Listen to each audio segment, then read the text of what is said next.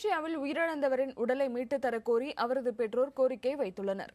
அரியலூர் மாவட்டம் கீழப்பழூர் கிராமத்தைச் சேர்ந்த கிருஷ்ணமூர்த்தி என்பவர் மலேசியாவில் இசை நிறுவனம் ஒன்றில் வேலை செய்து வந்தார். இந்த நிலையில் கடந்த மாதம் 30ஆம் தேதி கிருஷ்ணமூர்த்தி உயிரிழந்ததாக அவரது பெற்றோருக்கு தகவல் வந்தது. இதனையடுத்து அவரது உடலை மீட்டு தரக்கோரி மாவட்ட ஆட்சியரிடம் மனு கொடுத்துள்ளனர். ஆனால் 12 நாள் ஆகியும் உடல் கிடைக்காததால் தமிழக அரசு உடனடியாக தலையிட்டு நடவடிக்கை எடுக்க வேண்டும் என அவரது பெற்றோர் வலியுறுத்தியுள்ளனர்.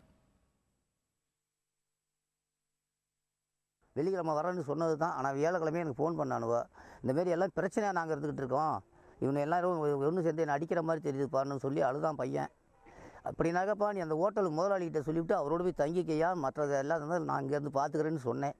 அதோட சரி மக்கிய நாள் போட்டு மக்கிய நாள் எனக்கு இந்த செய்தி வருது. அப்போ இது வந்து என் பையன் வீட்டுக்கு உண்டான ஜாமான்லாம் வாங்கிட்டு கிளம்புறவன் தானாக தற்கொலை பண்ணிக்கிறதுக்கு எந்த வாய்ப்பு இல்லை. அதுக்கு தெரிஞ்ச உடனே போய் கலெக்டர்கிட்ட மனு கொடுத்தேன்,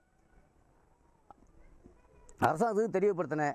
எனக்கு அரசாங்கமும் ஒன்றும் தெரியல, கலெக்டர் மனு என்ன பண்ணுது எது பண்ணுதுன்னு எனக்கு ஒன்றும் சரியாக தெரியல. இன்னும் பாடி வரல, எனக்கு இறுதி சடங்கு செய்யக்கூட எனக்கு பாடி கொடுக்கல.